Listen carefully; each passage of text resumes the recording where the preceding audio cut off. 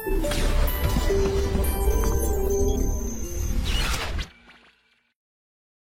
कल हमने मूलानुपाती सूत्र और आणविक सूत्र की परिभाषा देखी। ठीक है, एक बार मैं आपको याद दिला दूं। जो आणविक सूत्र होता है वो हमें किसी यौगिक के अंदर जो तत्व उपस्थित हैं उनके परमाणुओं की ठीक ठीक संख्या के बारे में बताता है, जबकि जो हमारा मूलानुपाती सूत्र होता है वो उस यौगिक में उपस्थित तत्वों के परमाणुओं की संख्या के अनुपात के बारे में हमें बताता है। उससे रिलेटेड हमने कुछ क्वेश्चंस किए थे, उसमें हमने टेबल फॉर्मेट किया था और टेबल फॉर्मेट के अकॉर्डिंग हमने पहले तत्व लिखा था। तत्व के बाद हमने उनका प्रतिशत संगठन अगर दिया होता था तो प्रतिशत संगठन लिख देते थे। जो प्रतिशत संगठन होता था वही हमें दिए गए द्रव्यमान की तरह इस्तेमाल करना होता था। वहां से फिर हम मोल बनाते थे, फिर मोल का अनुपात लिया जाता था। अगर मोल का अनुपात दशमलव में आता था तो उसको कैसे न कैसे किसी संख्या से मल्टीप्लाई करके हम पूर्ण संख्या में कन्वर्ट करते थे और फिर हमारा एम्पेरिकल फॉर्मूला आया करता था। तो उसी पैटर्न पे कुछ और क्वेश्चंस आज हम करते हैं। तो सबसे पहले हम लेते हैं क्वेश्चन नंबर 1। वही टेबल फॉर्मेट हमें ध्यान रखना है बच्चों। क्या बोला है क्वेश्चन में, एक यौगिक में 60% X तथा 40% Y उपस्थित है। यानी एक यौगिक है वो दो तत्वों से मिलके बना है, X और Y से। तो वही टेबल एक बार मैं दोबारा बना देता हूं, फिर हम डायरेक्ट भी करेंगे इसको। तो पहले तत्व कौन कौन से हैं बच्चों, एक तो दिया हुआ है आपको X और दूसरा तत्व है हमारा Y। आगे बोला है इसने यदि X का परमाणु भार 30 तथा Y का परमाणु भार 10 है, तो X का परमाणु भार तो 30 दे दिया और Y का परमाणु भार हमें कितना दे दिया, 10 दे दिया। ये मोल बनाने के काम आएगा हमारे। तो एम्पेरिकल फॉर्मूला ज्ञात करना है। चलो इनका प्रतिशत संगठन लिख लेते हैं। ठीक है, प्रतिशत संगठन। ठीक है, वही टेबल जो कल हमने सीखी थी ना वही बनानी है अपने को। X का कितना हो गया बच्चों 60%, इसका कितना हो गया 40%। अब मान लो इस क्वेश्चन में अपने को Y का उसने 40% नहीं दिया होता, तो हमें पता है कि यार ये जो यौगिक है, ये जो अपना कंपाउंड है वो दो ही तत्वों से मिलकर बना है, X और Y से। और जब X का 60% हो गया तो Y का ऑब्वियस सी बात है 100 में से माइनस करोगे तो 40 आ जाएगा तुम्हारा। ठीक है ना, ये हो गया 60 और 40। इसके बाद अगला कॉलम में हमें क्या बनाना होता है बच्चों, मोल बनाना होता है। मोल का फॉर्मूला जो हमें प्रतिशत संगठन दिया गया है उसे ही हम दिए गए द्रव्यमान की तरह इस्तेमाल करेंगे। यहाँ कितना हो जाएगा बच्चों 60। इसका मोलर द्रव्यमान भार कितना दिया है 30। ठीक है, परमाणु का भार कितना है 30, तो मोल कितने आ जाएंगे तुम्हारे यहाँ से 2। Y का कितना दिया हुआ है 10, यानी ये कितना हो जाएगा 40/10 बराबर 4 हो जाएगा। अगले कॉलम में हमें क्या करना होता है बच्चों, मोल का अनुपात लेना होता है। मोल अनुपात, अनुपात लेने के लिए हम क्या करते हैं, जो छोटा मोल होता है उससे बाकी सबको डिवाइड कर देते हैं। तो यहाँ हो जाएगा भाई 2 और 4 में से छोटा मोल कौन सा है, 2 वाला है। तो 2/2 बराबर 1, 4/2 बराबर 2। ये आ गया मोल अनुपात। अब क्योंकि ये पूर्णांक में है तो किसी संख्या से आपको गुणा करने की जरूरत यहाँ पे नहीं है। अब एम्पेरिकल फॉर्मूला यहाँ से क्या बन जाएगा बच्चों, X का कितना है 1 और Y का कितना है 2, तो एम्पेरिकल फॉर्मूला इसका क्या बन जाएगा XY2। ठीक है, वही सिंपल प्रोसीजर अपने को फॉलो करना है। टेबल बनाइए, सीक्वेंस याद रखिए, तत्व, प्रतिशत संगठन, मोल, मोल अनुपात। मोल अनुपात अगर पूर्णांक में है तो ठीक है, अगर फ्रैक्शन में है तो उसको संख्या से मल्टीप्लाई करके पूर्णांक बनाएंगे। चलो अगला क्वेश्चन देखते हैं। क्या बोला है, एक धात्विक ऑक्साइड। ठीक है, धातु का ऑक्साइड है, जैसे कि क्या हो गया अपना CO2 हो गया। ठीक है, CO2 तो चलो अपना अधात्विक हो गया। धातु जैसे क्या हो गया मैग्नीशियम, तो मैग्नीशियम ऑक्साइड हो गया, कैल्शियम ऑक्साइड हो गया, जिंक ऑक्साइड हो गया। ठीक है, एक धात्विक ऑक्साइड में 60% धातु है। अगर 60% धातु है तो बाकी 40% कितना हुआ, ऑक्सीजन का हुआ। ठीक है ना, तो 60% क्या है, धातु है। तो इस ऑक्साइड का मूलानुपाती सूत्र ज्ञात कीजिए। तो भैया मैं मेटल को तो मान लेता हूँ, सॉल्यूशन नंबर 2 की अगर बात करूं, मेटल को मान लेता हूँ M और ऑक्सीजन को मान लेता हूँ O। ये दो हमें तत्व दिए हुए हैं। प्रतिशत संगठन, जो धातु है, धातु का कितना प्रतिशत है 60%। ये धातु का हो गया 60%, इसका हो गया 40%। मोल बनाऊंगा अगले कॉलम में, मोल के लिए क्या हो जाएगा भाई 60। अब धातु का क्या इसने दिया है अपने को एटॉमिक वेट, तो कितना दे रखा है देखो 30 दिया हुआ है। तो 60/30 यानी कितना हो जाएगा मोल इसका 2 मोल। इधर हो जाएगा 40/16, ठीक है, 4 से कैंसिल आउट कर लेते हैं, 4 4 जा 16, 4 10 जा 40, 2 2 जा 4, 2 5 जा 10, यानी कितना आ जाएगा यहाँ पे 5/2। ठीक है, अब ये आ गया अपने पास मोल। अब अपने को क्या करना होता है बच्चों, मोल का अनुपात लेना होता है। देखो ये है 2 और ये है 5/2 यानी कि 2.5, तो छोटी संख्या कौन सी हो गई 2, तो ये हो जाएगा 2/2 बराबर 1, ये हो जाएगा 5/2 डिवाइडेड बाय 2, है ना, इस 2 से भाग दे दिया, तो ये कितना हो जाएगा अपने पास 5/4 हो जाएगा। अब देखो यहाँ पे मोल अनुपात के अंदर आपका ऑक्सीजन जो है वो पूर्णांक में नहीं आ रहा। अब ऐसी संख्या ढूंढो जिसको मल्टीप्लाई करने पर ये पूर्णांक में कन्वर्ट हो जाए। तो डायरेक्ट देख लिया करो तुम, ये जो नीचे वाली जो वैल्यू होती है ना, इससे तुम्हें क्या करना होता है, गुणा करना होता है। इसको तुमने 4 से गुणा किया, भाई गुणा तो दोनों ही होगा ना। देखो इसको मल्टीप्लाई करोगे तो ये भी मल्टीप्लाई होगा, और ये भी तुमने 4 से गुणा कर दिया, तो क्या वैल्यूज मिल रही है तुम्हें फाइनली, यहाँ 4 से 4 तो कट जाएगा, बचेगा क्या तुम्हारा 5, और इधर क्या हो जाएगा 4 1 जा 4, ये आ गया अपना पूर्णांक में। अब यहाँ से अगर तुम एम्पेरिकल फॉर्मूला इसका देखते हो तो क्या बन जाएगा बच्चों, M4O5, M के कितने हैं 4 आ रहे हैं, O के कितने आ रहे हैं 5 आ रहे हैं, तो फॉर्मूला एम्पेरिकल फॉर्मूला क्या बन जाएगा M4O5, है ना। वही सिंपल सा पैटर्न फॉलो करना है, पैटर्न को मत बिगाड़ो, आंसर अपने आप आ जाएगा तुम्हारा। अगला क्वेश्चन देखते हैं, एक यौगिक में x तथा y का समान द्रव्यमान उपस्थित है। देखो अभी तक के जो हम क्वेश्चंस कर रहे थे ना, उसमें तो अपने को प्रतिशत संगठन दिया करता था वो, लेकिन अभी वो प्रतिशत संगठन न देके द्रव्यमान दे रहा है, तो कोई दिक्कत वाली बात नहीं यार। उसमें हम प्रतिशत संगठन को दिया गया द्रव्यमान मानते थे, और इसमें तो वो द्रव्यमान ही दे रहा है, तो इसमें तो और कोई दिक्कत वाली बात है ही नहीं। चलो आगे करते हैं, एक यौगिक में x तथा y का समान द्रव्यमान है, तो दोनों को WW मान लो या 1 1 मान लो, जो तुम्हारा मन पड़े, ठीक है ना, उपस्थित है। एटॉमिक वेट x का 30 दिया है, y का 20 दिया है, एम्पेरिकल फॉर्मूला दिया है। चलो भाई, तो ये हो गया तुम्हारा x, ये हो गया तुम्हारा y, ठीक है। दोनों का समान द्रव्यमान है तो मैं WW मान लेता हूं दोनों को। मोल बना लेता हूं अगले कॉलम में, तो मोल W बटा परमाणु भार, x का परमाणु भार देखो कितना है 30 है, ये कितना हो जाएगा W/30। y का परमाणु भार कितना है 20 है, तो W/20। अब हम क्या करेंगे बच्चों, मोल अनुपात लेना है अपने को।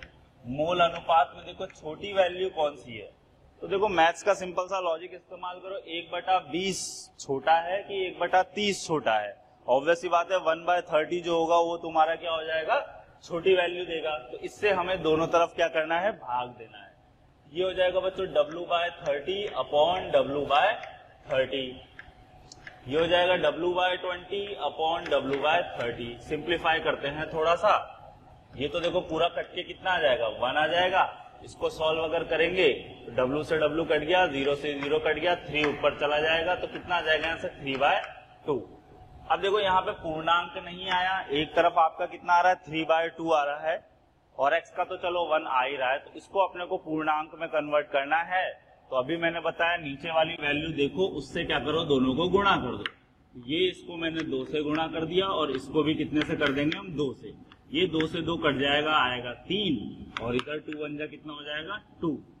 बस बन गया। देखो x का कितना है 2, y का कितना है 3, तो इसका एम्पेरिकल फॉर्मूला कितना आ जाएगा बच्चों, x 2 y 3 क्या बन जाएगा, इसका एम्पेरिकल फॉर्मूला बन जाएगा। ठीक है बच्चों, अभी अगले क्वेश्चन पे चलते हैं। देखो अपना क्वेश्चन नंबर 4 जो है, क्वेश्चन नंबर 4 में क्या बोल रहा है, एक यौगिक में आयोडीन तथा क्लोरीन, ठीक है, एक यौगिक दिया हुआ है हमें, उस यौगिक में क्या है बच्चों, आयोडीन है और क्लोरीन है, दोनों ही क्या कहलाते हैं, हमारे हैलोजेंस कहलाते हैं।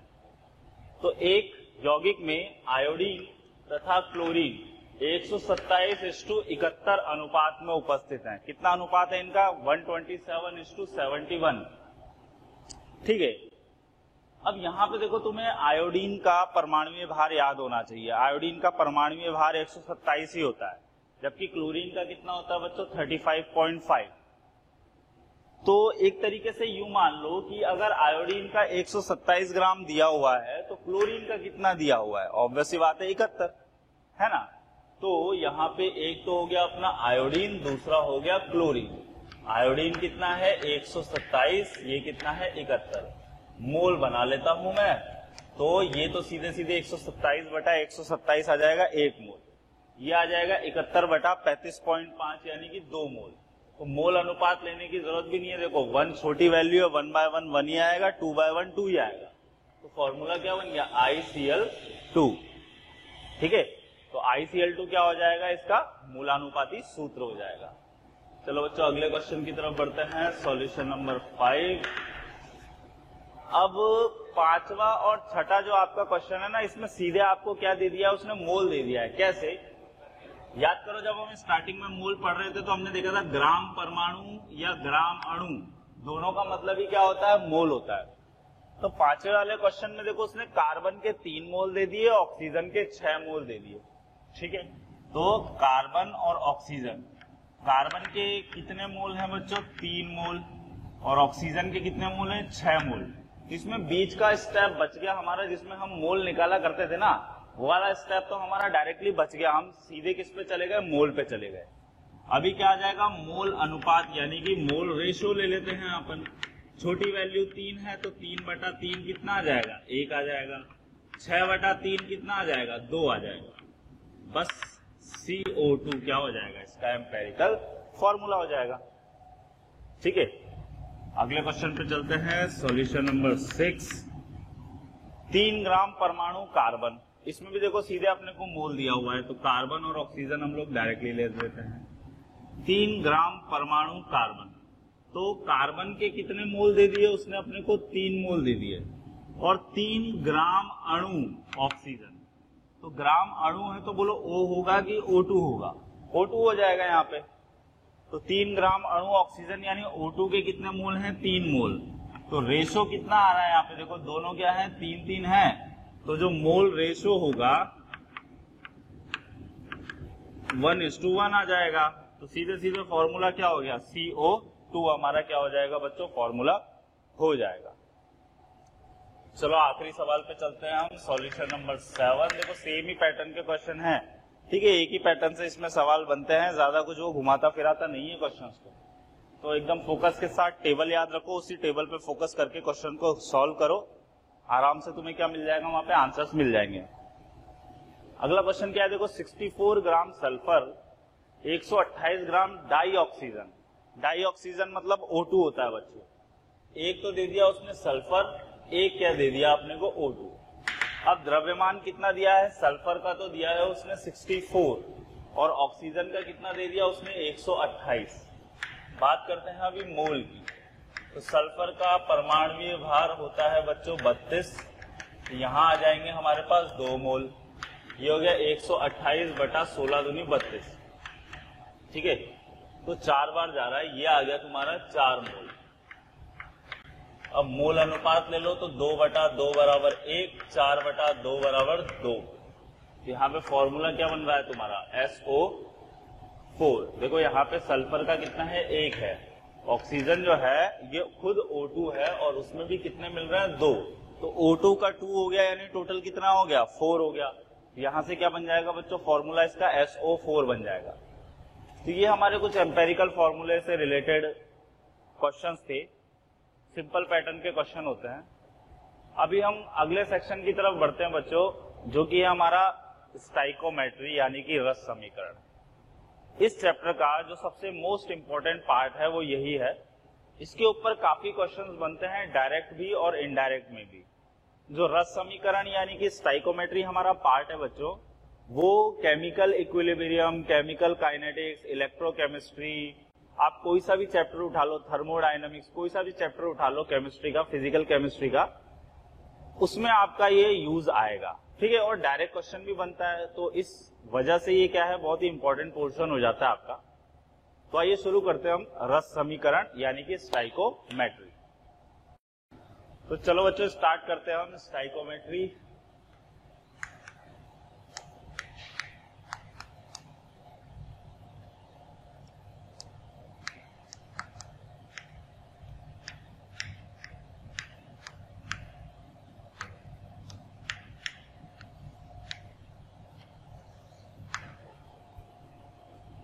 तो देखो सबसे पहले तो ये समझो कि रस समीकरण, या जिसको हम शॉर्ट में समीकरण भी बोल देते हैं, यानी स्टाइकोमेट्री, वो बेसिकली होती क्या है।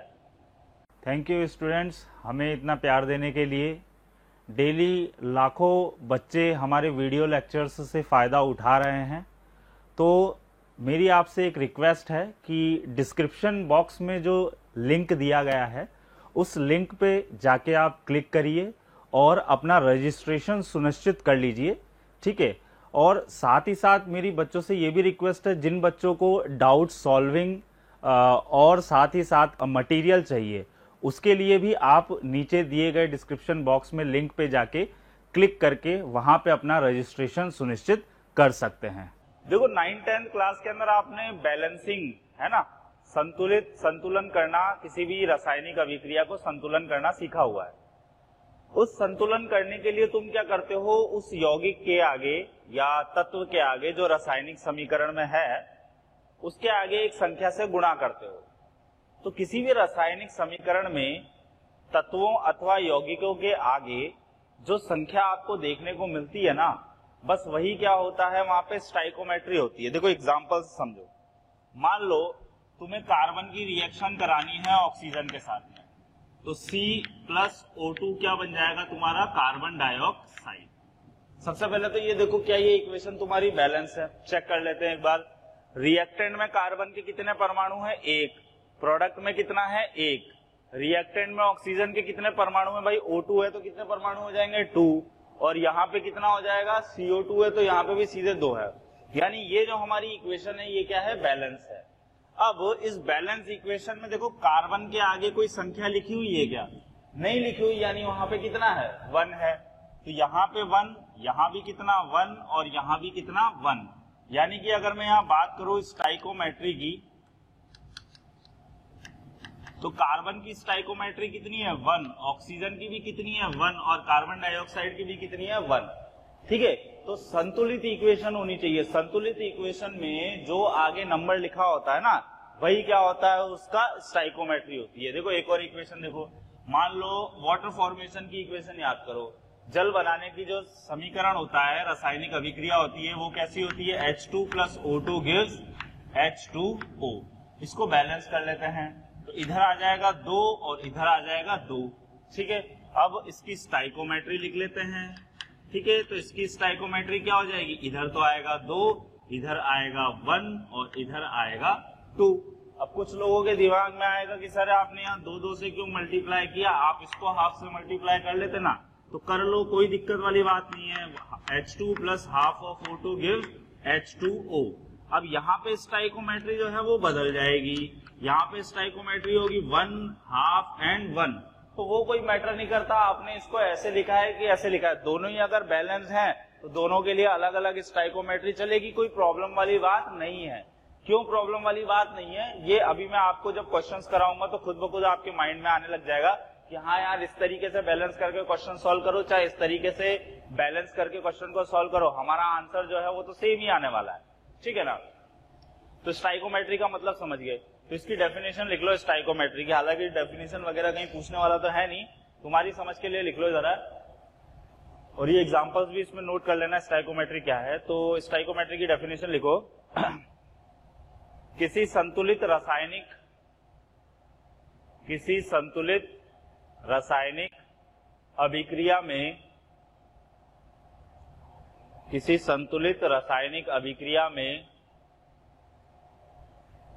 तत्वों अथवा यौगिकों के आगे जो संख्या लिखी होती है उसे ही स्टाइकोमेट्री कहा जाता है। ठीक है बच्चों, अब ये एग्जांपल नोट कर लो इसमें। चलो इसके बाद आगे लिखते हैं अभी। अब देखो जो हमारी स्टाइकोमेट्री होती है ना, वो बहुत सारी चीजें हमें बताती है। कौन कौन सी चीजें बताती है, तो लिखो जरा उसके अंदर। रासायनिक अभिक्रिया में स्टाइकोमेट्री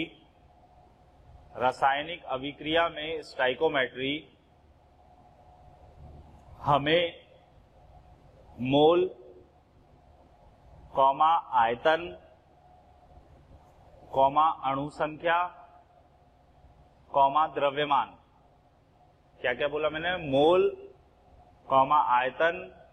अच्छा, आयतन वाला केवल कहां पे लगेगा, जहां पे गैस होगी, बाकी और कहीं नहीं लगेगा, ठीक है, ध्यान रखना। आयतन कॉमा अणु संख्या तथा द्रव्यमान के बारे में बताती है, ठीक है। नेक्स्ट लाइन में लिखो, जो स्टाइकोमेट्रिक संख्या होती है, जो स्टाइकोमेट्रिक संख्या होती है वह मोल के बराबर होती है, वह मोल के बराबर होती है।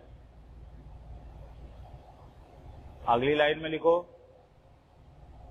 22.4 लीटर से गुणा करके, 22.4 लीटर से गुणा करके वह हमें आयतन देती है, वह हमें आयतन देती है।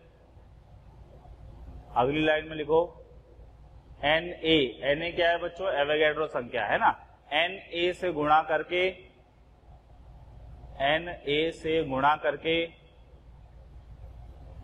वह हमें अणु संख्या के बारे में बताती है, अणु संख्या के बारे में बताती है। और अगली लाइन में लिखो मोलर द्रव्यमान से गुणा करके,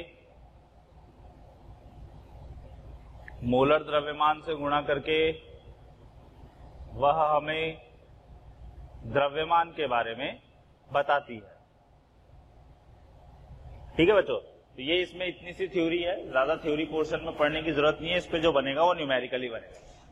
अब मैं आपको एक बार बोर्ड पे बताता हूं कि भाई ये कैसे कैसे ये सारी चीजें हमें बताती है। तो इसके लिए क्या करते हैं, हम एक इक्वेशन लेते हैं, वाटर वाली ले लेते हैं, ऊपर वाली जो इक्वेशन है ना उसी को ले लेता हूं मैं। देखो 2H2 plus O2 gives 2H2। मान लो यहाँ पे वाटर वेपर्स बन रही हैं, तो वाटर वेपर्स बन रही हैं तो सारी चीजें क्या होंगी, हमारी गैस होंगी। देखो तुम्हें फिजिकल स्टेट का पता होना चाहिए, हाइड्रोजन क्या होता है, गैस होता है, ऑक्सीजन भी गैस होती है। H2O अगर 100 डिग्री सेल्सियस से नीचे है तो वो जल होगा, लेकिन अगर 100 डिग्री सेल्सियस से ऊपर है तो वो क्या होगा, जलवाष्प होगा। चलो अभी यहाँ पे हमने क्या ले लिया, उसको जलवाष्प लिया है ताकि गैस का लॉजिक हम समझ सके ना। अभी मैंने क्या बोला, जो स्टाइकोमेट्री होगी वही मेरी क्या होगी, मोल के बराबर होगी। तो यहाँ पे बोलो हाइड्रोजन के कितने मोल हैं, तो भाई हाइड्रोजन के कितने मोल हो गए, सीधे सीधे 2 मोल। ऑक्सीजन के कितने मोल हैं, 1 मोल। और जलवाष्प के कितने मोल हैं, 2 मोल। तो हम लोग यहां से क्या बोल सकते हैं बच्चों, स्टेटमेंट कि 2 मोल हाइड्रोजन गैस की अभिक्रिया जब 1 मोल ऑक्सीजन गैस के साथ में कराई जाएगी तो 2 मोल मेरा क्या मिलेगा, जलवाष्प मिलेगा। मान लो क्या है, ये रूम है, इस रूम के अंदर मैंने 2 मोल हाइड्रोजन गैस भरी और 1 मोल ऑक्सीजन गैस भरी, रूम को बंद कर दिया, मैं चला गया भाई, 24 घंटे बाद आया, तो 24 घंटे बाद क्या होगा, इस रूम में ना तो मेरे को हाइड्रोजन गैस मिलेगी ना मेरे को ऑक्सीजन गैस मिलेगी, मेरे को केवल कौन सी गैस मिलेगी भाई, जलवाष्प मिलेगा, वो भी कितना मोल, 2 मोल, है ना, पूर्ण अभिक्रिया हो जाएगी। तो देखो यहां से जो संतुलित रासायनिक समीकरण है, यहां से मेरे को ये पता चला कि कितने मोल हाइड्रोजन गैस के साथ कितने मोल ऑक्सीजन गैस की आवश्यकता होगी ताकि मैं 2 मोल क्या बना सकूं, जलवाष्प बना सकूं। मोल के अलावा और क्या बताता है ये हमें, मोल के अलावा बच्चों ये हमें द्रव्यमान के बारे में भी बता सकता है। द्रव्यमान के बारे में कैसे बताएगा, देखो 1 मोल हाइड्रोजन अगर होता तो उस 1 मोल हाइड्रोजन का द्रव्यमान कितना होता, 2 ग्राम। हाँ, जब मोल दिया हो तो द्रव्यमान ग्राम में ही तो आता है ना। 1 मोल हाइड्रोजन होता तो उसका द्रव्यमान कितना होता बच्चों, 2 ग्राम। अब 2 मोल हाइड्रोजन है तो सीधे सीधे कितना हो जाएगा भाई, 2 गुणा 2 बराबर 4 ग्राम, ठीक है। ऑक्सीजन 1 मोल है तो सीधे सीधे कितना हो गया, 32 ग्राम। और जल जो है वो भी कितना मोल है, 2 मोल है। 1 मोल H2O का कितना होता भाई, 16 और 2 18, तो 2 मोल का कितना हो जाएगा, 2 गुणा 18 बराबर 36 ग्राम। हाँ, तो मैं यहां से ये भी तो बोल सकता हूं, देखो बच्चों, कि 4 ग्राम हाइड्रोजन गैस के साथ में 32 ग्राम ऑक्सीजन गैस की आवश्यकता होगी, ताकि मैं 36 ग्राम क्या बना सकूं, जल बना सकूं। आ रही है ना बात समझ में? चलो आगे बात करते हैं। और क्या बता सकता है बच्चों, ये हमें अणु संख्या के बारे में बता सकता है। अणु संख्या के बारे में कैसे बता सकता है भाई? 2 मोल हाइड्रोजन गैस है, यानी 2 टाइम्स ऑफ एवोगैड्रो संख्या इसमें क्या होंगे, हाइड्रोजन गैस के अणु होंगे, है ना भाई। 1 मोल होता तो Na होता, 2 मोल है तो कितना हो जाएगा, 2Na हो जाएगा। ऑक्सीजन के भी कितने मोल हो जाएंगे, Na हो जाएंगे। H2O के कितने हो जाएंगे, 2Na हो जाएंगे। ठीक है, तो ये क्या हो जाएगी इसके अंदर बच्चों, अणु संख्या हो जाएगी। मोल हो गया, द्रव्यमान हो गया, अणु संख्या हो गया। अभी क्या बचा, आयतन। आयतन के बारे में बात करते हैं। तो भाई 1 मोल हाइड्रोजन गैस होता तो एसटीपी पर उसका आयतन कितना होता, 22.4। यहाँ कितना है, 2 मोल है तो कितना हो जाएगा, 2 गुणा 22.4 लीटर, यानी 44.8 लीटर। वो तुम सॉल्व कर ही सकते हो। अगला क्या है बच्चों, ऑक्सीजन का कितना मोल है, 1 मोल, यानी कि 22.4 लीटर हो गया। वाटर का कितना हो जाएगा, 2 गुणा 22.4 लीटर हो जाएगा। यानी क्या मैं यहां से ये बोल सकता हूं कि जब मैं 44.8 लीटर हाइड्रोजन गैस लूंगा तो मुझे 22.4 लीटर ऑक्सीजन गैस की आवश्यकता होगी, ताकि 44.8 लीटर मेरा क्या बन सके, जल बन सके। सिंपल सा स्टेटमेंट है ना। चलो आगे बात करते हैं। इसी पैटर्न पे एक और एग्जांपल समझते हैं। अमोनिया बनाने की जो प्रक्रिया होती है उसको हम लोग बोलते हैं हैबर्स प्रोसेस, है ना। अमोनिया बनाने की जो प्रक्रिया होती है उसको क्या बोलते हैं, हैबर्स प्रोसेस। नाम याद कर लो, बहुत काम आएगा। हैबर्स प्रोसेस क्या होता है बेटा, मैं बताता हूँ। हैबर्स प्रोसेस क्या होता है, देखो N2 है ना, इधर लिखते थोड़ा, N2 plus H2 gives ammonia. Balance कर लो इसको, इधर आ जाएगा 2, इधर आ जाएगा 3। बैलेंस कर ही लोगे आराम से तुम लोग, है ना, इंटेलिजेंट हो आप लोग। तो पहला अभी हमें क्या बताएगा, ये मोल के बारे में। मोल क्या होता है बच्चों, जो स्टाइकोमेट्री होती है वही मोल होती है। अच्छे से याद कर लो, जो स्टाइकोमेट्री होती है वही क्या होती है, हमारी मोल होती है। यहाँ पे बोलो स्टाइकोमेट्री कितनी है, 1, तो मोल कितना हो जाएगा इसका, सीधे सीधे 1 मोल हो जाएगा। ठीक है, यहाँ स्टाइकोमेट्री कितनी है, 3, तो कितना मोल हो जाएगा इसका, 3 मोल हो जाएगा। यहाँ कितनी है स्टाइकोमेट्री, 2, तो कितना मोल हो जाएगा, 2 मोल हो जाएगा। अगला क्या बताता है, हमें द्रव्यमान के बारे में बताता है। द्रव्यमान, तो द्रव्यमान की अगर बात करी जाए तो भैया 1 मोल नाइट्रोजन गैस है, 1 मोल नाइट्रोजन गैस का द्रव्यमान कितना होगा, 28 ग्राम।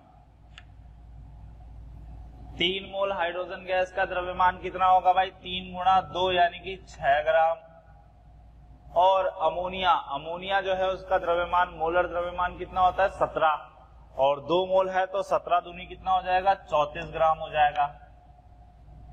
ठीक है, तो मोल मिल गया, द्रव्यमान मिल गया। अणु संख्या देखते हैं। अणु संख्या, तो अणु संख्या की अगर बात करी जाए बच्चों तो 1 मोल है अगर तो कितनी होगी यहाँ पे अणु संख्या, एवोगैड्रो संख्या जितनी। 3 मोल है तो कितनी हो जाएगी, 3Na जितनी। 2 मोल है तो कितनी हो जाएगी, 2Na जितनी हो जाएगी। तो इस तरीके से हमें क्या मिल जाएगा बच्चों, एवोगैड्रो संख्या की फॉर्म में, यानी अणु संख्या भी हमें मिल जाएगी। अगला है हमारा आयतन।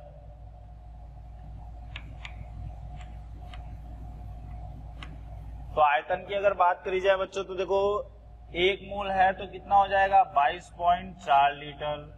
3 मोल है तो बोलो कितना होगा, 3 गुणा 22.4 लीटर। 2 मोल है तो कितना हो जाएगा, 2 गुणा 22.4 लीटर। यानी हम ये बोल सकते हैं कि भाई 1 मोल नाइट्रोजन के साथ पूर्ण अभिक्रिया के लिए 3 मोल हाइड्रोजन गैस की आवश्यकता होगी, और वह पूर्ण अभिक्रिया के पश्चात 2 मोल क्या बनाएगा, अमोनिया बनाएगा। या मैं क्या बोल सकता हूँ, 28 ग्राम नाइट्रोजन गैस के साथ में मुझे 6 ग्राम हाइड्रोजन गैस की आवश्यकता होगी, और वह पूर्ण अभिक्रिया के बाद 34 ग्राम क्या बनाएगा, अमोनिया बनाएगा। या मैं क्या बोल सकता हूँ, Na नाइट्रोजन अणु मिल के लिए 3Na हाइड्रोजन अणु की आवश्यकता होगी। प्यारे बच्चों, हमें रोज लाखों कमेंट्स आते हैं कि सर इस टॉपिक पर वीडियो बनाइए, ये वाला टॉपिक सर एक्सप्लेन कर दीजिए। कोई फिजिक्स के टॉपिक के लिए पूछता है, कोई केमिस्ट्री के टॉपिक के लिए पूछता है। ठीक है बच्चों, तो मेरी आपसे एक रिक्वेस्ट है, आप हमारे चैनल पर जाकर उसको एक बार सब्सक्राइब कीजिए और साथ ही साथ में जो बेल नोटिफिकेशन है उसको भी आप क्लिक कीजिए, क्योंकि उससे होगा क्या, जो भी हम नए वीडियोस अपलोड करेंगे वो आप तक हैंड टू हैंड आ जाएगा और आपसे कोई भी वीडियो मिस नहीं होगी। हम ऐसा बोल क्यों रहे हैं बच्चों, क्योंकि होता क्या है, जो टॉपिक्स की आप डिमांड कर रहे होते हैं उस पर हमने ऑलरेडी वीडियो बना के डाली हुई होती है। ठीक है, तो वो आपको सर्च करेंगे वहां पे तो बहुत ही इजीली अवेलेबल हो जाएगा। ठीक है, तो आप वहां पर जाइए, एक बार सब्सक्राइब कीजिए और बेल आइकन पर क्लिक कीजिए। और वह पूर्ण अभिक्रिया के बाद 2Na क्या बनाएगा, अमोनिया गैस के अणु बनाएगा। आयतन की बात करें तो 22.4 लीटर नाइट्रोजन गैस के साथ में 3 गुणा 22.4 हाइड्रोजन गैस की आवश्यकता होगी, और वह पूर्ण अभिक्रिया के बाद क्या बनाएगा, 2 गुणा 22.4 लीटर अमोनिया बनाएगा। ये तो रही स्टेटमेंट की बात, तुम्हें स्टेटमेंट कहीं पे लिखना नहीं है। ठीक है ना, लॉजिक समझ गया ना। लॉजिक इसमें बेसिकली हम कर क्या रहे हैं, तो अगर मान लो कोई एक चीज गायब हो जाए और बाकी चीजें दे रखी है, तो हम उस एक चीज को तो कैलकुलेट कर सकते हैं ना आराम से। तो वो क्वेश्चंस कुछ इसी तरीके से बनाता है। वो क्या करता रहेगा भाई, एक दो चीजें दे देगा, एक दो चीजें तुमसे पूछेगा, उसी में तुम्हें क्वेश्चन घुमाता फिराता वो रहेगा। तो लोड लेने की ज्यादा जरूरत है नहीं, सिंपल पैटर्न के क्वेश्चन बनते हैं। जरा समझो बात को, ये 2 मोल है ना, इसकी जगह मान लो तुम्हें 1 मोल दिया होता, तो 1 मोल से बोलो ऑक्सीजन की कितनी आवश्यकता होती है और जल कितना बनता। यूनिटरी मेथड पढ़े हो ना बचपन में, वंस अपॉन अ टाइम जब हम पहली कक्षा में हुआ करते थे, पहली तो नहीं, चलो 5वीं 6वीं में हमको यूनिटरी मेथड बताते थे। तो भाई जैसे पापा बोलते थे कि भाई ये लो 10 रुपए लेके जाओ, अब तुमने आलू लेके आने तुम्हें, अब तुमको भेजा गया, उसने बोला कि भाई 50 रुपए का 1 किलो आलू है, तो तुमको 10 रुपए का कितना किलो मिलेगा। ठीक है ना, तो भाई 50 रुपए का कितना है, 1 किलो आलू है। अब 1 किलो आलू का मतलब क्या हो गया, 1000 ग्राम आलू हो गया, है ना। 50 रुपए का तुम्हें क्या दे दिया बच्चों, 1000 ग्राम आलू दे दिया। तो भाई 1 रुपए का कितना आलू पड़ा तुम्हें, 1000 बटा 50 ग्राम आलू पड़ा। तो 10 रुपए तुम्हें दिए थे ना पापा ने, तो कितना हो गया, 10,000 बटा 50 गुणा 10 ग्राम आलू मिलेगा तुम्हें। सॉल्व कर लो, हाँ, 5 2 जा 10, यानी 200 ग्राम लेके तुम आलू घर पे आओगे। तो वही यूनिटरी मेथड यहाँ पे भी इस्तेमाल करना है अपने को। क्या है भैया, 2 मोल हाइड्रोजन गैस से कितने मोल ऑक्सीजन गैस की। अच्छा देखो, ये सारी चीजें तो तुम्हें वैसे ही पता चल जाएगी ना। कैसे पता चलेगी, जब तुम स्टाइकोमेट्री वहां पे लिखोगे तो खुद ब खुद तुम्हारे सामने निकल के आ जाएगी कि हाँ, स्टैंडर्डली अगर मैं बात करूं तो किसके साथ कितना मेरे को रिक्वायर्ड होगा, ये तो तुम्हें पता चल गया ना स्टाइकोमेट्री देखती, है ना। स्टैंडर्ड कंडीशन से तुम्हें डायरेक्टली देखते पता चल जाएगा। अब तुमने भाई ये इक्वेशन लिख ली है, इक्वेशन लिखनी भी आनी चाहिए, धीरे धीरे आ जाएगी, बहुत सारी तो आती भी है तुम्हें। तो जैसे अगर कोई भी बोला तुमसे कि भाई hydrogen gas react with oxygen gas and it produces water, तो वो तो तुम्हें देखते ही समझ में आ जाएगा, है ना। तो ऐसी बहुत सारी इक्वेशंस तुम्हें पता भी है। धीरे धीरे अब 11th 12th क्लास में जैसे जैसे पढ़ोगे तो उन चैप्टर्स में भी तुम्हें बहुत सारी इक्वेशंस देखने को मिलेगी, तो वहां से भी तुम्हें आइडिया लग जाएगा। क्या बोल रहा है भाई, 2 मोल हाइड्रोजन गैस के साथ में कितने मोल ऑक्सीजन गैस की आवश्यकता है, 1 मोल। हाँ, 2 मोल के साथ में 1 मोल चाहिए। 1 मोल से कितनी चाहिए, आधी। तो 1 मोल का यहाँ जवाब कितना आ जाएगा, देखो हाफ मोल, खत्म कहानी। हाँ, कितना आ जाएगा यहाँ पे तुम्हारा आंसर, आधा मोल। यूनिटरी मेथड इस्तेमाल करना है, यूनिटरी मेथड बचपन में किया करते थे, वही मेथड इस्तेमाल। यहां भाई 2 मोल से कितना मोल वाटर प्रोड्यूस होगा, 2 मोल। तो यहाँ 1 मोल से कितना मोल होगा, 1 मोल। डायरेक्ट सिंपल, खत्म कहानी। अरे बात समझ, उसने बोला कि भाई 32 ग्राम की जगह पे तुम्हें 4 ग्राम मैंने क्या दे दिया, 4 ग्राम हमने आपको ऑक्सीजन दे दिया, तो उसका सवाल यह है कि भाई हाइड्रोजन गैस का कितने द्रव्यमान की आवश्यकता होगी, या जल जो है वो मेरा कितने ग्राम बनेगा। हाँ, सिंपल लास्ट इसी तरीके के क्वेश्चन बनेंगे इसमें। तो भाई ऑक्सीजन गैस में 4 ग्राम दिया हुआ है आपको, हाइड्रोजन गैस पूछा है कि कितने ग्राम की आवश्यकता होगी, तो 32 ग्राम से कितने ग्राम हाइड्रोजन गैस की आवश्यकता है, 4 ग्राम। तो भैया 1 ग्राम से कितने ग्राम की आवश्यकता है, इधर लिख देता हूं मैं। 32 ग्राम ऑक्सीजन से आवश्यकता कितनी है बच्चों, 4 ग्राम की। तो 1 ग्राम ऑक्सीजन से कितनी आवश्यकता पड़ी, 4/32 ग्राम हाइड्रोजन की आवश्यकता होगी। अब दिया कितना ग्राम है, 4 ग्राम ही दिया है ना, तो 4 ग्राम ऑक्सीजन से कितनी आवश्यकता होगी, 4/32 गुणा 4, 4 दूनी 16, 16 दूनी 32, यानी 1/2 ग्राम हाइड्रोजन की आवश्यकता होगी। 1/2 का मतलब कितना होता है, 0.5 ग्राम तुम्हें हाइड्रोजन गैस की आवश्यकता होगी। ठीक है बच्चों, अभी क्या बोल रहा है कि भाई जल कितने ग्राम बनेगा, तो 32 ग्राम से कितना ग्राम बन रहा है, 36 ग्राम। वही यूनिटरी मेथड इस्तेमाल करना है। 32 ग्राम ऑक्सीजन अगर तुम लोगे तो जल कितना बनेगा, 36 ग्राम जल तुम्हारा बन रहा है। तो 1 ग्राम ऑक्सीजन से कितना बनेगा, 36/32 ग्राम तुम्हारा क्या मिल जाएगा, H2O मिल जाएगा। और तुम्हें दिया कितना है, 4 ग्राम दिया है ना, तो 4 ग्राम ऑक्सीजन जो है उससे कितना मिलेगा, 36/32 गुणा 4, 4 8 जा 32, 4 2 जा 8, 4 9 जा 36, यानी कि 4.5 ग्राम कितना बनेगा तुम्हारा, 4.5 ग्राम तुम्हारा क्या मिल जाएगा, जल मिल जाएगा। अब देखो यार एक तिलिस्मी बात और बताता हूं, वो तिलिस्मी बात क्या है वो हम आगे भी पढ़ेंगे, जो हमारे नियम है उनमें नियमों में आएगा। द्रव्यमान संरक्षण का नियम है।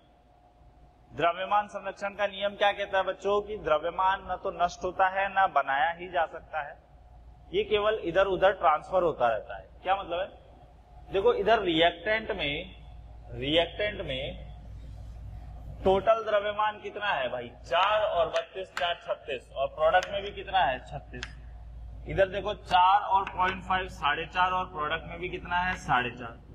तो एक बात अच्छे से ध्यान रखो कि द्रव्यमान संरक्षण का नियम लागू होता है, और कोई संरक्षण का नियम नहीं होता। मोल संरक्षण नहीं होता, अणु संरक्षण नहीं होता, आयतन संरक्षण नहीं होता, केवल एक ही संरक्षण का नियम होता है, और वो कौन सा है, द्रव्यमान संरक्षण का नियम। बात को समझो, द्रव्यमान संरक्षण का जो नियम है वही होता है, बाकी और कोई संरक्षण का नियम नहीं होता। ठीक है, तो मेरे ख्याल से आप लोग काफी कुछ समझ गए होंगे इसमें क्या क्या चीजें हमें ये बता रहा है, कैसे कैसे हमें कैलकुलेशन लेनी है। तो इससे रिलेटेड जो है कुछ क्वेश्चंस पे चलते हैं, उन क्वेश्चन से ज्यादा अच्छा ज्यादा बेटर आपको क्लियरली एक्सप्लेन होगा। ठीक है बच्चों, चलो बच्चों अभी हम क्वेश्चन देखते हैं। जो हमने रस समीकरण की थ्योरी पढ़ी ना, जो क्वेश्चंस अभी हमने एग्जाम्पल लिया था ना, उस एग्जाम्पल में जो हमने सेक्शन देखा था उससे रिलेटेड कैसे कैसे क्वेश्चंस हमारे बन सकते हैं, उस वाले सेक्शन को जरा हम देखते हैं। तो देखो हमें एक क्वेश्चन दिया है, N2 plus 3H2 gives twice of NH3। ठीक है, पहला पार्ट ये है 0.5 मोल हाइड्रोजन गैस, ठीक है, के साथ में कितने मोल N2 गैस तथा N2 गैस की आवश्यकता होगी तथा कितने मोल अमोनिया गैस बनेगी। हाँ, बहुत ही बेसिक सवाल, आधे बच्चों ने तो कर भी लिया होगा इसको, क्वेश्चन देखते ही एकदम आंसर भी आ गया होगा। चलो इसका सॉल्यूशन देखते हैं। क्या बोल रहा है भाई वो 0.5 मोल हमें क्या दिया हुआ है, हाइड्रोजन गैस के साथ में कितने मोल नाइट्रोजन गैस की आवश्यकता होगी। सबसे पहले तुम इक्वेशन लिख लो, N2 + 3H2 gives twice of NH3। Hydrogen gas का कितना मोल दिया हुआ है, 0.5 मोल आपको दिया हुआ है। ठीक है, तो पहले नाइट्रोजन के लिए कैलकुलेशन कर लेते हैं। तो देखो पहले मैं प्रॉपरली लिख के आपको सॉल्व करके बता रहा हूं, बाद में आप चाहो तो डायरेक्ट भी कर सकते हो। एक बार मैं प्रॉपर लिख के सॉल्यूशन इसका बता देता हूं। तो देखो 3 मोल N2, हाँ सॉरी H2, 3 मोल H2, 3 मोल H2, हाँ 3 मोल सीधे हो गया ना, इसका 1 मोल, इसका 3 मोल, इसका 2 मोल, 3 मोल H2 आवश्यक कितना होगा भाई, 1 मोल N2 होगा। ठीक है, स्टैंडर्ड इक्वेशन से हमें समझ में आ रहा है ना डायरेक्ट कि भाई जो हमारा 3 मोल H2 होगा उससे आवश्यक N2 कितना होगा, 1 मोल ही होगा। तो भाई 1 मोल H2 से आवश्यक कितना होगा, 1/3 मोल N2 होगा। यूनिटरी मेथड दिया कितना भाई H2 का, 0.5 यानी कि हाफ मोल H2 जो होगा उससे कितना आवश्यक हो जाएगा, 1/3 इंटू 1/2 मोल N2, यानी मोल ऑफ N2 जो आवश्यक होंगे वो कितना हो जाएगा, 1/6 मोल। खत्म कहानी। नाइट्रोजन के आवश्यक मोलों की संख्या हमारे पास आ गई। इसी पैटर्न से हम करेंगे अमोनिया के लिए। अब अमोनिया में क्या बोल रहा है कि अमोनिया कितना मोल बनेगा, सेम प्रोसीजर फॉलो करना है अपने को। तो देखो 3 मोल H2 से बनेगा, पहले आवश्यक लिख रहा था क्योंकि वो रिएक्टेंट में था, अभी बनेगा लिख रहा है क्योंकि वो प्रोडक्ट में है। 3 मोल H2 से कितना बनेगा भाई अमोनिया, 2 मोल अमोनिया बनेगा। ठीक है, 1 मोल हाइड्रोजन से कितना बनेगा भाई, 2/3 मोल अमोनिया बनेगा। अब हाइड्रोजन के मोल दिए कितना है, 0.5 मतलब कितना होता है भाई, आधा मोल हाइड्रोजन से कितना बनेगा, 2/3 गुणा 1/2 मोल अमोनिया। 2 से 2 कट गया, 1/3 मोल क्या बनेगा तुम्हारा, अमोनिया बनेगा। खत्म कहानी, सिंपल सा क्वेश्चन, यूनिटरी मेथड। ठीक है, बहुत ही बेसिक सवाल लिया। अभी इसका सेकंड पार्ट पे चलते हैं। दूसरा पार्ट क्या है देखो जरा, 3, अभी हम नाइट्रोजन लेते हैं ना, 1.4 मिलीग्राम नाइट्रोजन गैस से पूर्ण अभिक्रिया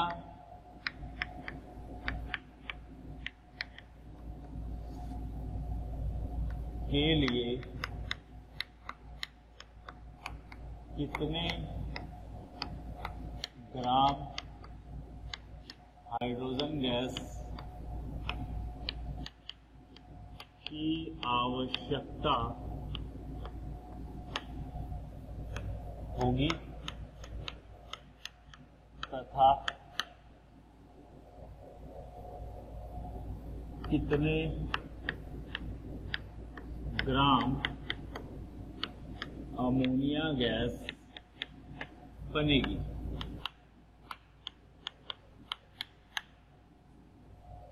तो पहले पार्ट में तो बच्चों में मोल दिया था उसने ना, अभी दूसरे पार्ट में उसने द्रव्यमान दिया है। तो द्रव्यमान दिया है तो द्रव्यमान से डायरेक्टली कर लेंगे ना। भाई स्टैंडर्ड चीज से हमें पता तो चल जाएगा ना किसके साथ कितने द्रव्यमान की आवश्यकता, फिर यूनिटरी मेथड ही तो लगाना है, फिर चाहे वो मोल में हो, आयतन में हो, अणु संख्या में हो कि द्रव्यमान में हो, उससे फर्क थोड़ी ना पड़ता है। तो बच्चों, अगर आपको हमारे चैनल पर हमारे वीडियोस पसंद आते हैं तो उन वीडियोस को लाइक कीजिए और साथ ही साथ उन वीडियोस को शेयर कीजिए। आप अगर उसको शेयर करेंगे तो हो सकता है कोई ज़रूरतमंद बच्चा हो जिसको वो वीडियो की काफ़ी रिक्वायरमेंट हो, तो वो उसको आपके शेयरिंग से देख सकता है।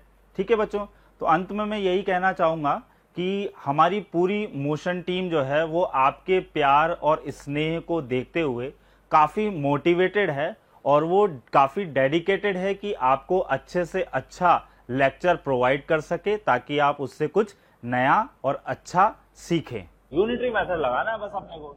इक्वेशन लिख लो सबसे पहले, N2 plus 3H2 gives twice of NH3।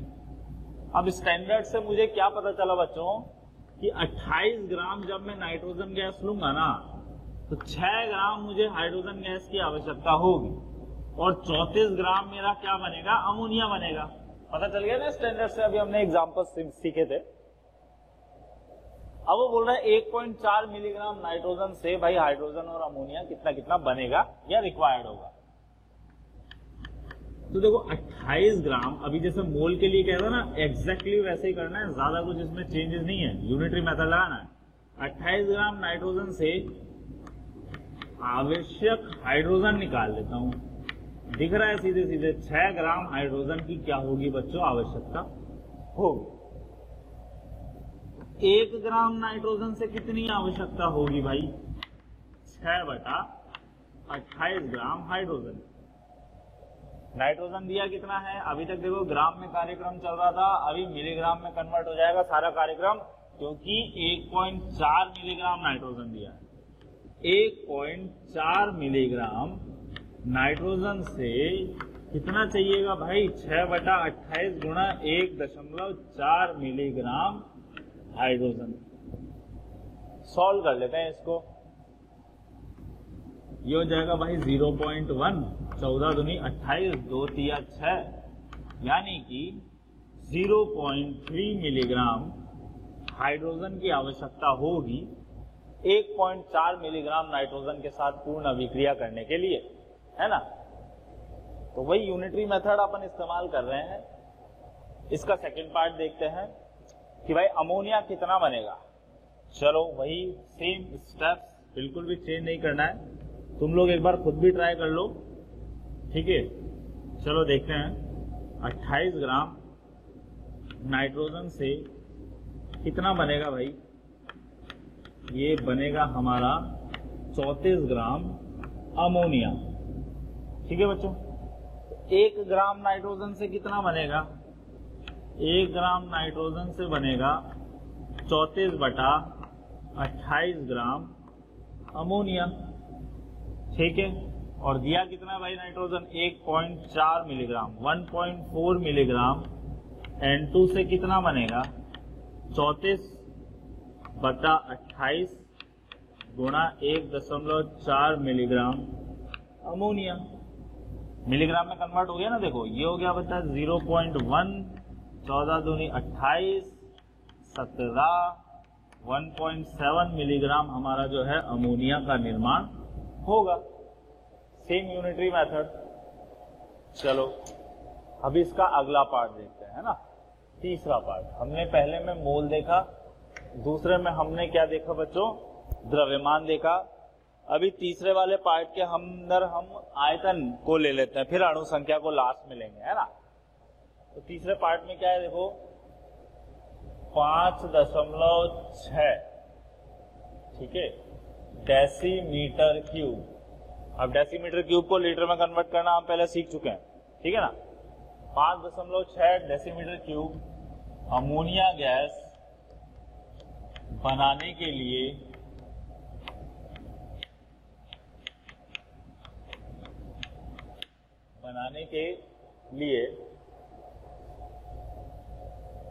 कितने, है ना, बनाने के लिए नाइट्रोजन गैस तथा हाइड्रोजन गैस कि कितने आयतन की आवश्यकता होगी। ठीक है, तो भाई वही सेम मेथड अप्लाई करना है अपने को। 1 डेसीमीटर क्यूब बराबर 1 लीटर होता है। ठीक है, इक्वेशन लिख लेते हैं सबसे पहले। N2 plus 3H2 gives twice of NH3। Equation अगर बैलेंस तुमने गलत करी या गलत इक्वेशन लिखी तो वैसे भी तुम्हारा आंसर किसी भी तरीके से आना ही नहीं है। तो सबसे पहले तो तुम्हारी इक्वेशन सही होनी चाहिए, बैलेंस्ड होनी चाहिए और सही तरीके से बैलेंस होनी चाहिए। कोशिश करो कि पूर्ण संख्या में वो संतुलित होए। अगर तुम दशमलव में उसको संतुलित करोगे तो कहीं ना कहीं मिस्टेक होने के चांसेस बढ़ जाते हैं। तो पूर्ण संख्या में उसको संतुलित करने की कोशिश करो। तो भाई अभी मेरे को देखो आयतन का सवाल है तो सीधे आयतन लिखता हूं मैं। तो भैया नाइट्रोजन गैस कितने लीटर चाहिए? 22.4 लीटर। हाइड्रोजन गैस कितना लगेगा? 3 गुणा 22.4 लीटर। और अमोनिया गैस कितनी बनेगी? 2 गुणा 22.4 लीटर। ठीक है, अब 5.6 डेसीमीटर क्यूब अमोनिया बनाने के लिए नाइट्रोजन तथा हाइड्रोजन गैस कितनी कितनी लगेगी? तो जिन बच्चों को डायरेक्ट समझ में आ रहा है वो डायरेक्ट करो, जिनको नहीं आ रहा यूनिटरी मेथड इस्तेमाल करो, आराम से धीरे धीरे सॉल्व करो। स्पीड जो है आपकी खुद ब खुद बढ़ जाएगी। तो अमोनिया कितना है भाई? 2 गुणा 22.4 लीटर। ठीक है, अमोनिया बनाने के लिए कितना चाहिए भैया? नाइट्रोजन 22.4 लीटर क्या चाहिए? नाइट्रोजन गैस मेरे को चाहिए। 1 लीटर बनाने के लिए 22.4 से 22.4 तो सीधे सीधे कट गया ना। 1/2 लीटर मेरे को क्या चाहिए रहेगी? नाइट्रोजन गैस चाहिए रहेगी। और मेरे को दिया कितना है बच्चों? 5.6 लीटर अमोनिया बनाना है ना। तो 5.6 लीटर अमोनिया बनाने के लिए 1/2 इंटू 5.6 लीटर मेरे को क्या चाहिए रहेगी? Nitrogen gas. ये हो जाएगा भाई 2 2 जा 4 2 8 जा 16, यानी 2.8 लीटर मेरे को क्या चाहिए रहेगी? नाइट्रोजन गैस चाहिए रहेगी। ठीक है, अब देखो इसको तुम ऐसे करो, चाहे डायरेक्ट रेशो फॉर्म में भी कर सकते हो। भाई यहाँ पे जो आयतन का जो रेशो है ना वो तो मोल की फॉर्म में ही है ना। देखो हाँ, अब यहाँ पे रेशो कितना है? इसको देखो अमोनिया का दिया है ना, तो इसको 1 बना लो। तो इसका रेशो कितना हो गया? देखो 1 3/2 और 1/2, ये हो गया तुम्हारा मोल रेशो या आयतन का रेशो। यानी अगर यहाँ पे 5.6 लीटर चाहिए तो यहाँ 3/2 गुणा 5.6 चाहिए और यहाँ आधा गुणा 5.6 चाहिए। हाँ, रेशो के फॉर्म में कन्वर्ट करके कर रहा हूं मैं। ये हो जाएगा बेटा कितना? 2.8। 2.8 को गुणा करते हैं जरा हम 3 से। 8 या 24 बच्चा 2 से 8.4 लीटर। अगर 5.6 लीटर अमोनिया बनाना है तो मेरे को हाइड्रोजन कितना रिक्वायर्ड होगा? 8.4 लीटर। और यहाँ पे देखो इसको सॉल्व करो, 2.8 लीटर मेरे को क्या चाहिए रहेगा? नाइट्रोजन गैस चाहिए रहेगी। तो भाई इतना लंबा चौड़ा करने से बढ़िया तो सीधे रेशो फॉर्म में कन्वर्ट कर लो ना। आयतन, अणु संख्या और मोल में रेशो फॉर्म ही बेस्ट मेथड होता है, शॉर्ट तरीके से सॉल्व रहता है। द्रव्यमान में रेशो फॉर्म का भी इस्तेमाल नहीं करना, क्योंकि भाई द्रव्यमान में क्या होता है आपका, सबका मोलर मास अलग अलग होता है ना। तो मोलर मास अलग अलग होने से तुम रेशो फॉर्म में अगर कन्वर्ट करने बैठोगे ना तो तुम्हारा आंसर गलत देगा। तो अच्छे से माइंड में सेट कर लो कि रेशो वाला जो टेक्निक है वो हम मोल में लगा सकते हैं, अणु संख्या के लिए लगा सकते हैं और आयतन के लिए लगा सकते हैं। लेकिन अगर आप सोचो कि वो द्रव्यमान में लग जाएगा तो उससे आपका आंसर जो है वो बिल्कुल ही क्या आएगा बच्चों? गलत आएगा। उसमें अप्लाई करने की कोशिश भी मत करना। तो इस क्वेश्चन का हमारा सीधे आंसर आ गया 2.8 लीटर, 8.4 लीटर रिएक्ट करके 5.6 लीटर हमें क्या देने वाला है बच्चों? अमोनिया देने वाला है। चलो अभी आगे बात करते हैं। तो ये तो हो गया हमारा भाई 5.6 वॉल्यूम वाला केस हो गया। अभी हम अगला ले लेते हैं लास्ट पार्ट इसका। और तो लास्ट पार्ट के अंदर क्या है बच्चों? हमारा अणु संख्या लेते हैं, ठीक है ना। तो Na/2, ठीक है, ये हमारी अणु संख्या होगी Na/2। हाइड्रोजन गैस से पूर्ण अभिक्रिया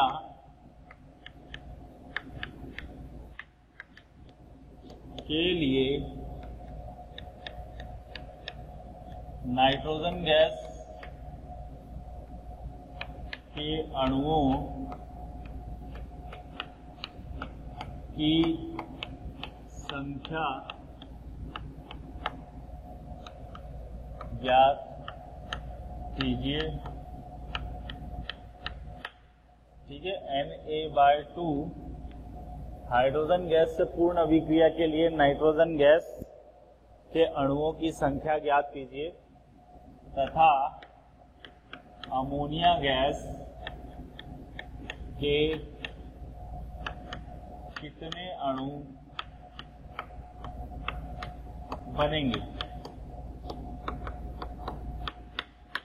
ठीक है, अमोनिया गैस के कितने अणु बनेंगे।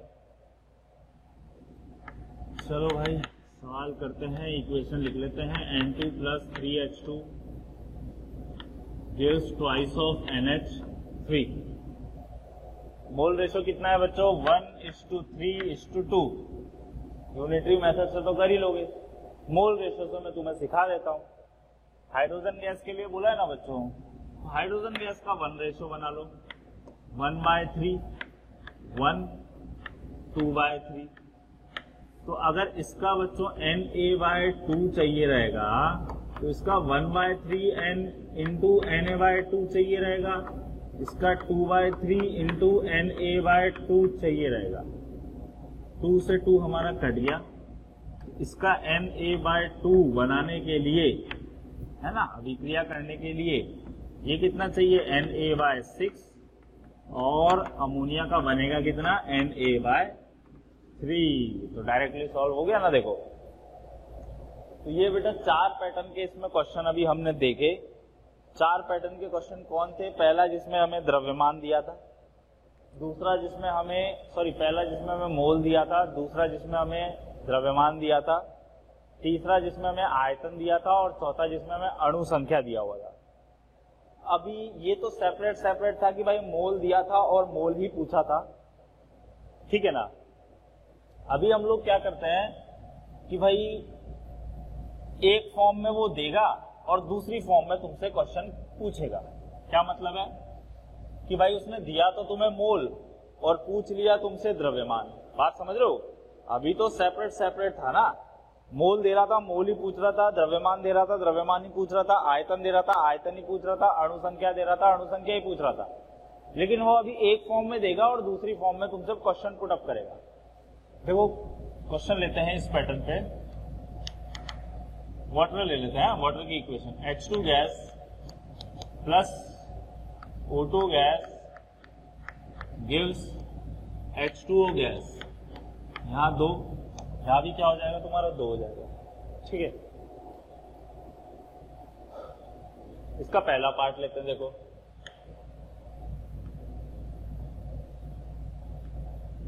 दो मिलीमोल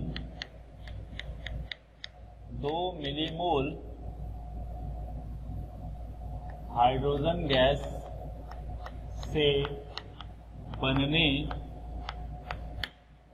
वाले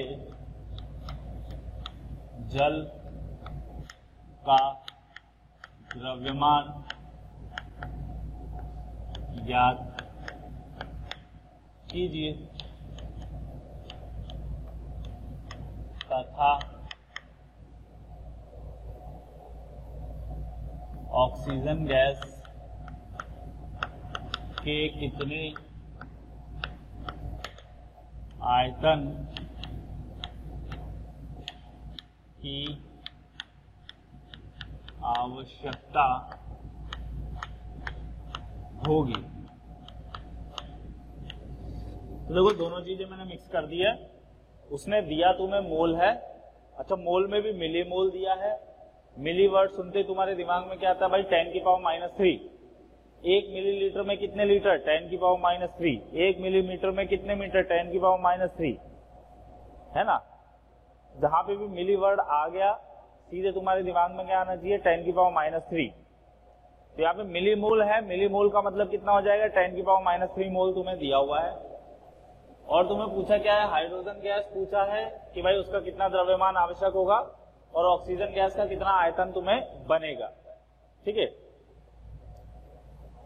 चलो सवाल को करते हैं। सबसे पहले वही इक्वेशन लिख लेते हैं अपन।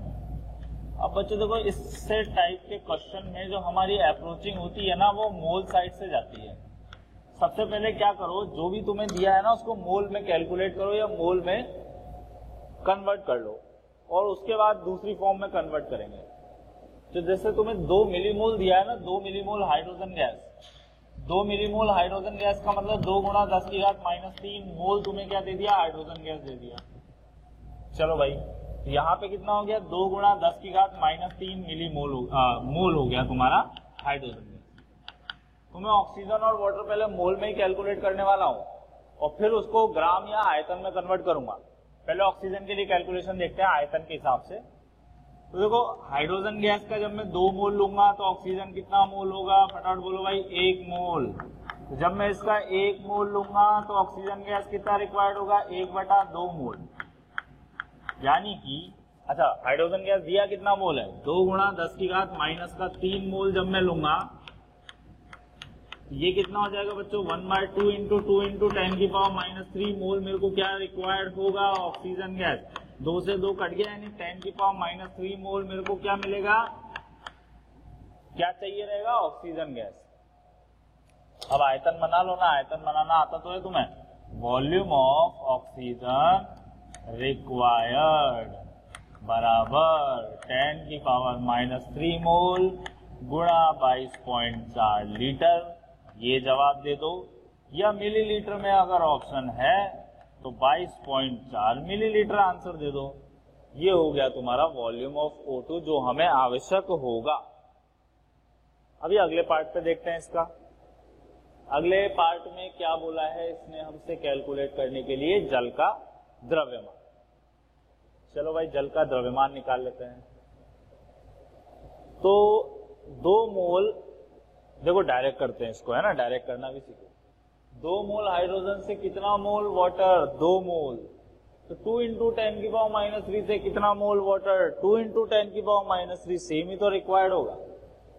तो मोल ऑफ H2O फॉर्म यानी कि बनेगा 2 इंटू 10 की पावर -3 मोल। तो द्रव्यमान कितना हो जाएगा बच्चों, मोलर मास से गुणा कर दो, 2 गुणा 10 की घात -3 गुणा 18, यानी 18 दूनी 36 गुणा 10 की घात -3 ग्राम। और मैं क्या लिख सकता हूं इसको, 36 मिलीग्राम। ये हो गया आपका आंसर, सिंपल। ठीक है बच्चों, इस तरीके से हम एक फॉर्म में दिया है, दूसरी फॉर्म में हम कन्वर्ट कर सकते हैं। अभी मोल दिया था, बाकी दोनों कैलकुलेट करना सीखा हमने। अभी मान लो द्रव्यमान देगा हमें और बाकी दोनों कैलकुलेट करना सीखना है हमें। इसका ही दूसरा पार्ट लेते हैं। तो दूसरे पार्ट में हम ले लेते हैं 0.8 ग्राम ऑक्सीजन से पूर्ण अभिक्रिया के लिए, पूर्ण अभिक्रिया के लिए आवश्यक हाइड्रोजन गैस के मोल तथा जल का आयतन ज्ञात कीजिए। अब यहाँ पे एक ट्रिक ये है बच्चों, यहाँ जल का आयतन पूछ रहा है ये। तो जल का आयतन अगर पूछ रहा है तो जल गैस थोड़ी ना है, जो जल का जल वाष्प होता तो सीधे 22.4 वाला लॉजिक लगाते ना तुम। लेकिन यहाँ तो जल बोला है इसने। जल का मतलब पहले तुम्हें द्रव्यमान निकालना पड़ेगा और फिर घनत्व वाले कंसेप्ट का इस्तेमाल करना पड़ेगा कि भाई 1 ग्राम पर ml है, तो 1 ml या 1 ग्राम का आयतन 1 ml हुआ, तो उस हिसाब से जाएगा ये क्वेश्चन। ध्यान रखना इसमें थोड़ा, है ना। तो करते हैं भाई इस सवाल को। सबसे पहला काम हमारा इक्वेशन लिखने का। इक्वेशन लिख लेते हैं भाई। क्या इक्वेशन है, 2H2 plus O2 gives 2H2O। ठीक है बच्चों। अभी उसने 0.8 ग्राम O2 दिया हुआ है, मोल बना लो ऑक्सीजन का 0.8 बटा 32, 4 8 जा 32, 1/40 मोल हमें किसका दिया हुआ है, ऑक्सीजन का दिया हुआ है। आवश्यक हाइड्रोजन गैस के मोल निकालने हैं, तो हो गया ना सवाल यार, एक मोल से कितना चाहिए था, 2 मोल, 1/40 से कितना चाहिए, 2 गुणा 1/40, यानी मोल ऑफ हाइड्रोजन कितना हो जाएगा बच्चों, 1/20 मोल। लो ये तो डायरेक्टली हो गया, ये तो मोल वाले तो बहुत ही सिंपल तरीके से हो जाते हैं। अब बचा जल की बात, तो मैं पहले जल का मोल निकालूंगा, फिर जल का द्रव्यमान निकालूंगा, है ना, और उसके हिसाब से फिर हम आगे बढ़ेंगे। या तुम चाहो तो सीधे द्रव्यमान भी निकाल सकते हो। कैसे भाई, देखो यहां से करते हैं अपन, है ना, 32, 16 दूनी 32 ग्राम अगर मैं ऑक्सीजन लेता हूं तो मेरे को जल कितना मिलेगा, 36 ग्राम। ठीक है, 1 ग्राम ऑक्सीजन से कितना जल मिलेगा मेरे को, 36/32 ग्राम।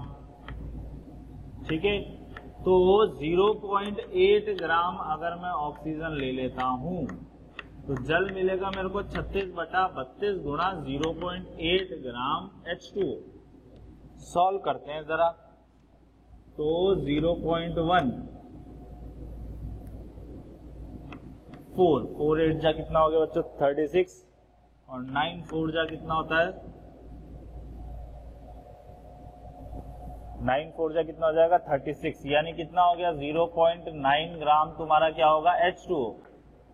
और 1 ग्राम अगर तुम H2O ले रहे हो तो उसका आयतन भी 1 ml ही तो आता है, तो 0.9 ग्राम H2O का आयतन कितना हो गया भैया, 0.9 ml।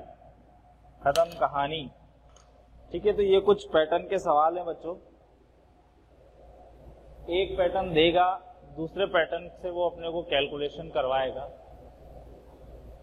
तो ये बेसिक सवाल हैं। अगर इन पे तुम्हारी कमांडिंग अच्छी हो गई तो इसके सारे सवाल बहुत ही इजी होते हैं। ऐसा कोई दिखने में थोड़े से बड़े लंबे चौड़े लगते हैं, अदरवाइज उनमें मेथड जो है, प्रोसीजर जो है वो सेम फॉलो होता है। तो उन प्रोसीजर्स को फॉलो करो, इन सवाल्स को दोबारा कॉपी पेन पे सॉल्व करो। ऐसा नहीं कि मैंने करवा दिया, तुमने नोट कर लिया और तुम्हें आ गया, ऐसा नहीं है। प्रैक्टिस मांगती है बेटा फिजिकल केमिस्ट्री, जितनी प्रैक्टिस करोगे उतना तुम्हारे लिए अच्छा रहेगा, है ना, उतनी कैलकुलेशन फास्ट होगी, तुम्हारे फॉर्मूले याद होंगे। मैथ्स की तरह होती है, 9-10 क्लास में मैथ्स करते थे ना, जितने बार सवाल करोगे उतने ज्यादा फॉर्मूले तुम्हें रिपीट होंगे, उतने ज्यादा तुम्हारे माइंड में सेट होंगे, कैलकुलेशन स्ट्रांग होगी। एग्जैक्टली वैसे ही है। ठीक है, इनकी प्रैक्टिस करो, फिर अगले लेक्चर में हम और इसके सवाल देखेंगे। ठीक है ना, बहुत सारे मल्टी वेराइटी ऑफ क्वेश्चन इसमें बनता है। ठीक है, वो सवाल हम नेक्स्ट क्लास के अंदर करते हैं। फिलहाल इस पर आप प्रैक्टिस करो। तो आज के लिए इतना ही काफी है बच्चों, थैंक यू वेरी मच। तो बच्चों, अगर आप चाहते हैं कि हम जो यहाँ पर पढ़ा रहे हैं, डिस्कस कर रहे हैं, लेक्चर्स जो भी आ रहे हैं वो आप तक पहुँच सके, आपको अवेलेबल हो सके, तो आप आज ही हमारे नंबर्स पर कॉल कर सकते हैं। हमारा जो कॉन्टैक्ट नंबर है वो है बच्चों 180021217999। ठीक है बच्चों, तो इस पे आप लोग कॉल कर सकते हैं और हमारे वीडियो लेक्चर्स आप तक पहुँच जाएंगे।